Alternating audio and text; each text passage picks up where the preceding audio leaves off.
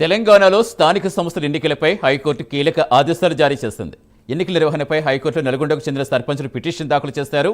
2024 ఫిబ్రవరి 1వ తేదీ నాటికి సర్పంచుల పదవీకాలం ముగిసింది.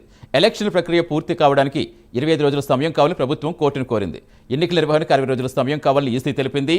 సెప్టెంబర్ 30 లోపు స్థానిక సంస్థల ఎన్నికలు పూర్తి చేయాలని హైకోర్టు ఆదేశించింది. సర్పంచ్ ఎలక్షన్లు వీళ్ళు ఎలక్షన్ కండక్ట్ చేస్తలేరు, సమయం అయిపోతున్నది. సుప్రీంకోర్టు తీర్పు ప్రకారం 5 సంవత్సరాల లోపు గడువు ఉంటుంది. 5 సంవత్సరాల ఎలక్షన్ వాళ్ళ సర్పంచ్ టైం ఉంటుంది.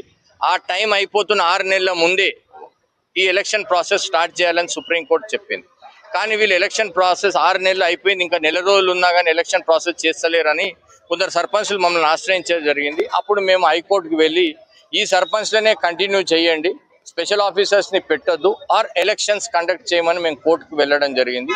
కోర్టు మా ఆర్గ్యుమెంట్స్ విన్నాక గవర్నమెంట్ తరఫున వాళ్ళు ఒక 3 నెలల సమయం ఆల్రెడీ డివిజన్ బెంచ్ మాకు టైం ఇచ్చింది.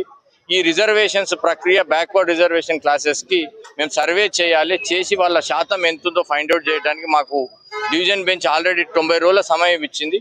కాబట్టి మాకు కొంత సమయం కావాలి, దాని తర్వాత మేము ఎలక్షన్లు పెడదామని చెప్పారు. వాళ్ళు అక్టోబర్ నెలలో వాళ్ళు ఒక షెడ్యూల్ ఇచ్చారు. ఏమనంటే 15th ఫిబ్రవరి 2025 లోపు మేము ఎలక్షన్లు కండక్ట్ చేస్తామని చెప్పారు. ఎన్నికల సర్పంచ్ ఎలక్షన్లు వీళ్ళు